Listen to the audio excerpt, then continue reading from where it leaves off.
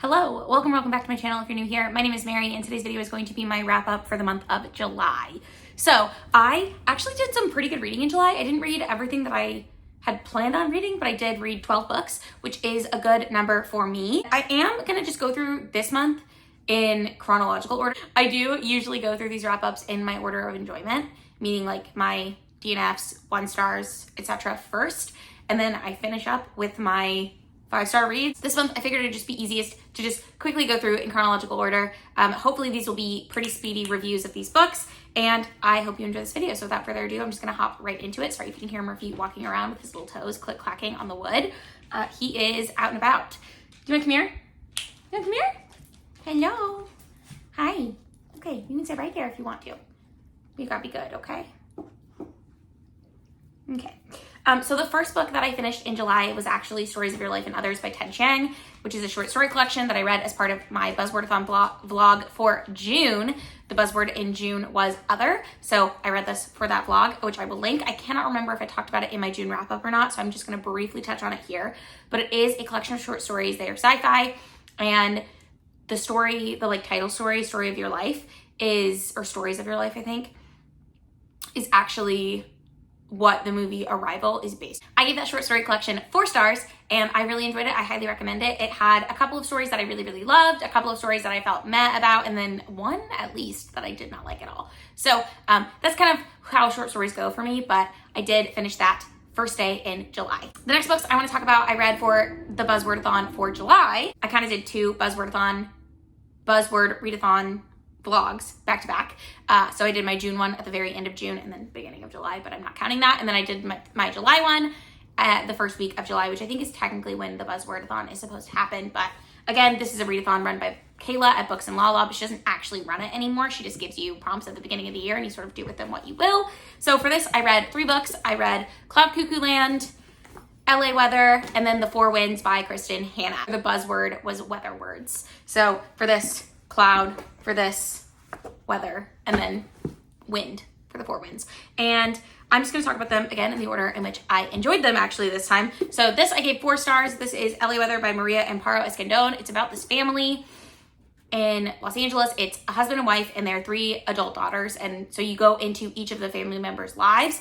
And basically the kickstart of the whole book is it's set during a year when LA is going through a drought, or California, I guess, as a whole is going through a drought. You see the marital problems of Oscar and Kayla, who I believe are the husband and wife, like the matriarch and patriarch of this family. And then you also see each of their daughters go through their own struggles throughout this year. It's a really good book. It's definitely just like a slice of life family style book. There are some mystery elements. I don't want to say mystery because it is not a mystery book, but there are some mysterious elements, some things happening that you some reveals, if you will, as the book goes along. I enjoyed this one. I thought it was pretty solid. I don't know if I would ever read it again, but I am glad that I have read it. For that vlog, I also had 2 5-star reads. So first I'll talk about Cloud Cuckoo Land by Anthony Doerr. So this is my second Anthony Doerr that I read. I originally read All the Light We Cannot See, and I remember just feeling meh about it. That's a World War II historical fiction. This is told in 3 different times, and they each of the characters in each of the times revolve around this one story, which is called Cloud Cuckoo Land. And I don't know if it's a real story or not, but the first one is set in Constantinople, which is in the 1500s maybe. And it's about this girl who's alive at that time who learns to read and then is taught this story and sort of her life during that time and her relationship with her sister, as well as different things that happen. Then we have a present day timeline, which is set actually in 2020. And it's about this older man. He's in his 80s, I think. So he's an old man. And he is directing a children's play at the library for Cloud Cuckoo Land.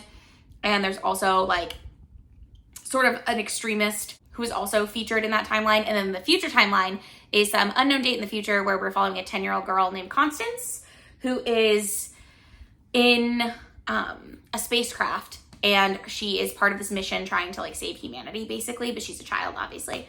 So it's about her as well. I really loved this book. I thought the way that the timelines intertwined was so well done, and I really enjoy the cyclical nature of the story within the story, and how the Cloud Cuckoo Land story that is sort of what ties all of these 3 timelines together, how it was represented in each of the timelines in external things as well as the actual story. I just thought it was really interesting and well done.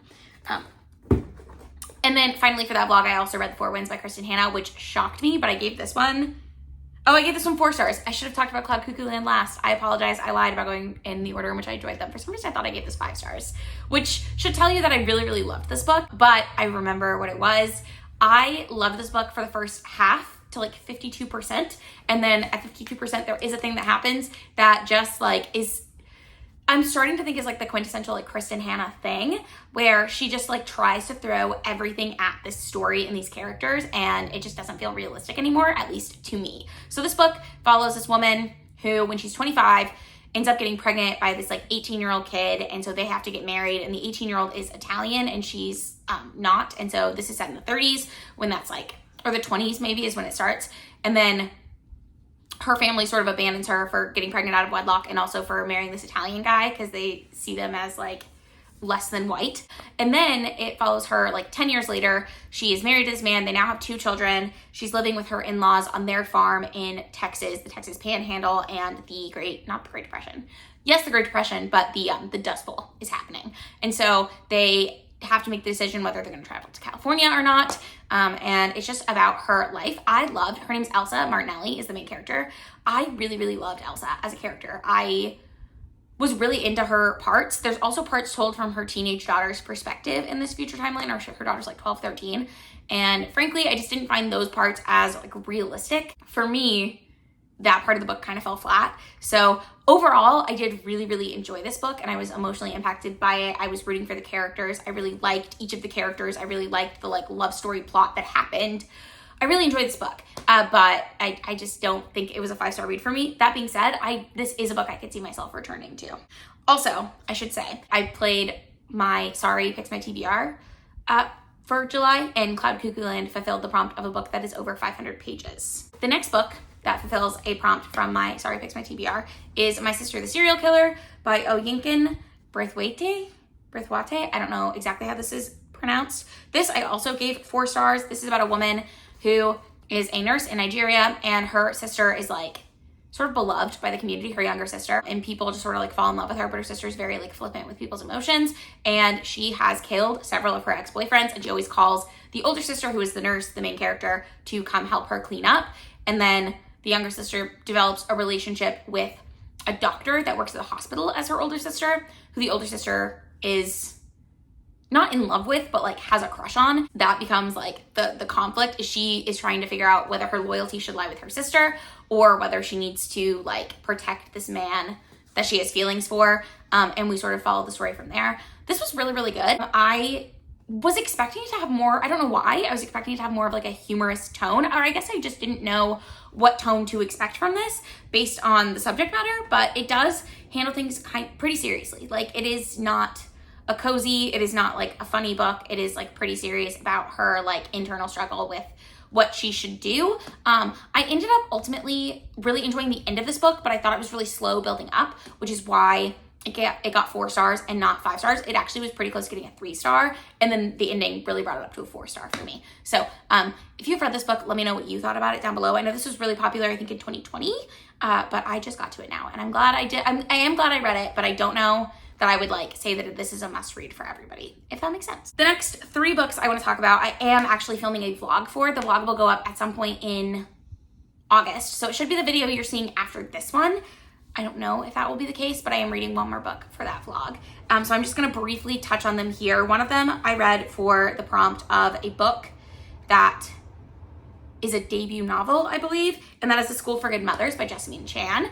This is Jessamine Chan's debut novel. It is a dystopian book set in some like undefined future where basically if you have something happen with your like children and you lose custody, you could go to this school that is like a year-long program that is court ordered, and you have to like learn how to be a good mother. And what happens at the school is you get a doll that looks like your child and is the same age as your child. You are in a class with parents who have children who are the same age and gender as your kid, and you guys are all learning how to parent together. And it's like almost a torture book. It's not actually torture, it's like, it feels like psychological torture. This book was like really tough for me to read at part. That being said, I did find parts of this pretty repetitive, and I understood that the author had their like motivations for what they were gonna say and what they were trying to say with this.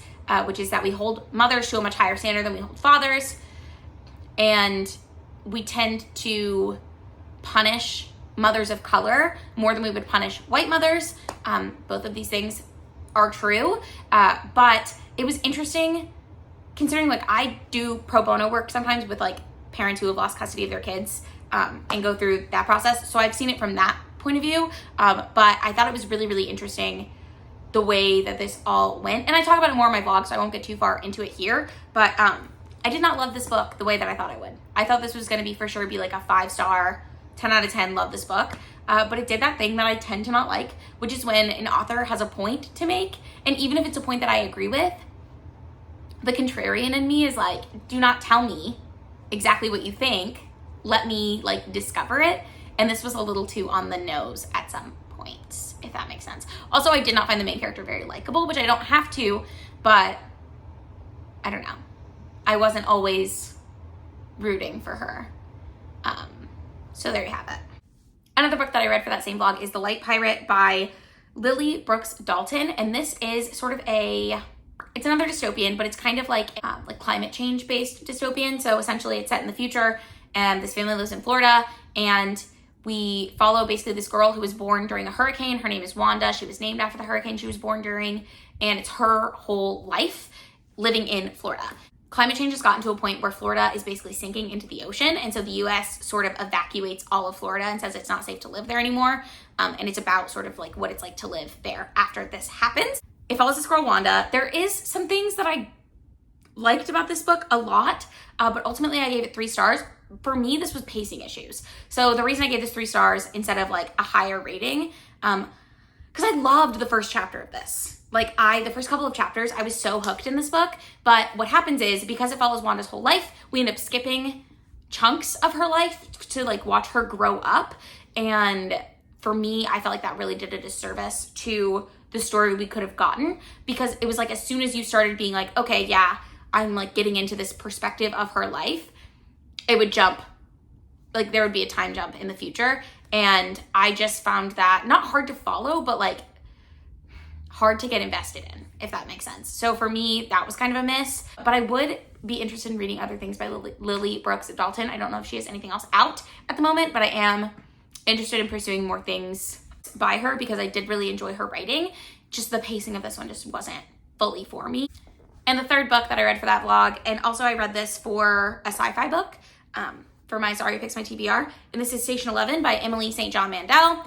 This is another dystopian book. I gave this 5 stars. I absolutely loved this book. This might be the best book. No, Cloud Cuckoo Land is going to be the best book that I read this month, because this was like a 4.5 to 5 star, but I rounded it up because I couldn't really think of anything wrong with it. Except for that, this book didn't like fully emotionally touch me the way that I would have wanted it to. This is another dystopian. It is set in the future after a pandemic has wiped out like 99.99% of the population. And we follow this girl named Kirsten, who's part of this traveling symphony that does like plays and plays music for different towns that have been established after this plague hits. I believe it's like 20 years after the plague has happened. And they go to this one town called St. Deborah on the Water. There's kind of a cult-like presence there. And 2 years before the book starts, they were in this town and they left 2 of their like symphony members in this town because one of them was pregnant and the other one was like her partner. And so they were going to stay so that she could have somewhere safe to have her child and then like raise it a little bit and then probably go back to join the symphony, perhaps. But when they arrive back, the couple that they left there is no longer there. And there's like all this weird vibe, tension stuff happening. And so it's just sort of about that. This book was really, really interesting. I loved all the different perspectives. We also get some perspectives of an actor before the like pandemic happened. His name's Arthur Leander, and we like get perspectives of him and his ex-wives and like all these different things. And for so much of this book, I was like trying to guess how it was all going to fit together, but I just felt like the way that it connected and ended up being like relevant to each other was so, so interesting. And also not knowing what was relevant about it when you were reading it the first time didn't like affect my enjoyment of it. Like I think sometimes if things seem too random, it's hard for me to like feel invested in it. That was not the case in this book. So if you have not read this book yet, I feel like I'm the last person allowed to read this because it came out in 2014, but it was so good. I highly recommend. Then on recommendation of my friend Tony, I went to her I went to her bridal shower in Kentucky. And so I was listening to this on the drive down. And while I was there, she recommended that I read The Stranger Beside Me by Anne Rule, which is what is it? It's like a true crime book about Ted Bundy, written by Anne Rule, who worked with him at a crisis center for some time and was like kind of friends with him. This was pretty interesting. I did find out after I listened to the whole audiobook that it was the abridged version. So I'm tempted to like come back and try to read the whole thing, but also I don't know that I necessarily need to. I did not give this book a rating. I thought it was really interesting for what it was. I don't know. I don't know a ton about Ted Bundy. Like, I know the name, obviously, but I really liked this book's perspective just because it was someone who knew him. She also was one of the people who called in on Ted Bundy and was like, hey, these crimes, the guy you're describing sounds a lot like Ted Bundy. Because apparently Ted Bundy had several people who like got away from him and reported incidents of him like approaching them to the police, which I did not realize. I also always forget that Ted Bundy escaped prison for a time. And like, that's when he went on his big spree in Florida. But I always forget that he did that. I don't know why. But anyways, I read that book. I think if it sounds interesting to you, you might like it. I guess glad I read it, but again, I'm not gonna really rate that. This past weekend, I actually went down to Arkansas. I had to work some on Friday, but then we went and hung out with my my husband. I forgot we're married. I went to my in-laws' house, and while we were driving there, because it's about a 6-hour drive, 5.5-hour drive, something like that, I listened to The 100-Year House by Rebecca Makkai. I gave this 4 stars as well. I really, really, really enjoyed it. The first half of it was at 10 out of 10, 100%, loved it, absolutely obsessed with it. But then it kept going, and I didn't realize it would, because I guess I just didn't know what this book was about. But the first section, about half, is set in the 90s. And then there's a section that's set in the 50s, and a section that's set in the 20s, and a section that's set in like 1900.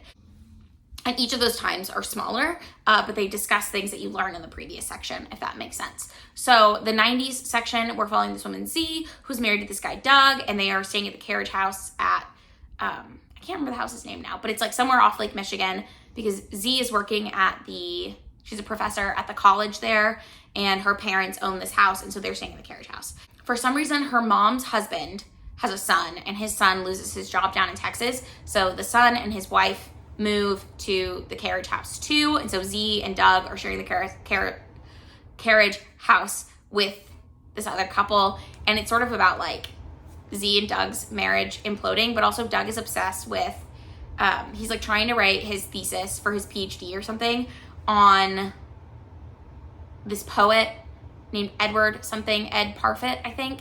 I don't know if it's a real poet. I don't think it is, but it might be. Who back in like the 20s, the house, like the big house that's been in Z's family since 1900, was an artist colony where Ed Parfit stayed for a time. So that's why Doug wants to live there. And it's like, presumably that's why Doug is interested in Z originally when they like first get together. But we follow that timeline for about half the book, and then it moves to the other timelines that I already mentioned. My problem with that, I wish it had been like interspersed, like with the different timelines in between them. My problem with that is primarily that there was nothing, almost nothing. There was like one thing that you learned for sure from going to the other timelines, but other than that, everything is revealed in the 1999 timeline. Like everything, you know about everything that you're going to learn. Like they learn about it. So to me, it would have been more interesting to have them interspersed.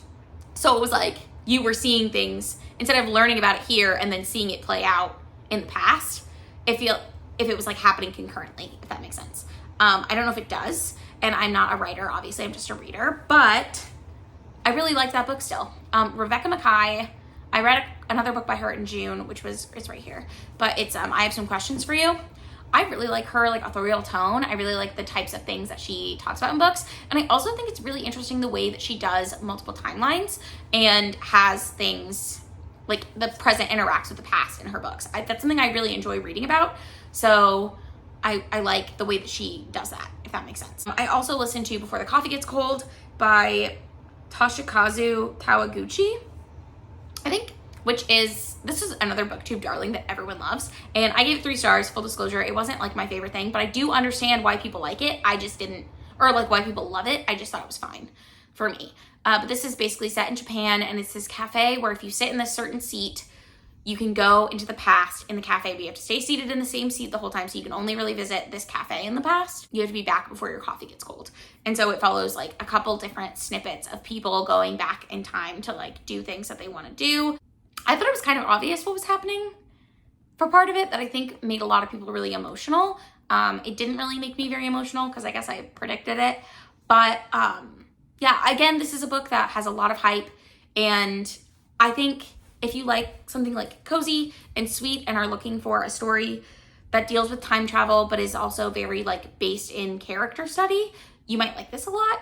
It also touches a little bit on like themes of grief and loss, as you can imagine, for like what you'd want to go back and like do one more time. So again, I get why people love this book. I just didn't personally. And then the last thing I finished, frickin' finally, Grapes of Wrath by John Steinbeck, and I gave this 2 stars. So part of this I think is my fault. I originally was buddy reading this with Amy from A-Star Reads, and then we were supposed to read it in May. My life was crazy in May. She had her teacher exam stuff, and we've just both been like really not on top of this buddy read. So I finally decided to just finish it at the end of July. I finished it yesterday because I knew we only had a couple hours left to listen to the audiobook. And I was like, listen, I'm just going to do it. So I did. And I did end up giving it 2 stars. First of all, I hated the ending. Second of all, it just gets depressing after a point. And this was the second Great Depression book that I read. Grapes of Wrath follows the Joad family, and they live in Oklahoma. But during the Dust Bowl, they have to move to California because they get these flyers saying there's work. And then if you know anything about the US in the 30s, it's that there was not actually work. And so people were getting paid like half a penny for an hour's worth of work, and like there just was no money happening. They weren't getting paid properly. There's a little bit of discussion of communism in here. It's not a main focus of this book. That's something I was really curious about because I wasn't aware that communism was like, I didn't know that in the US before like unions were very common, they were associated with communism.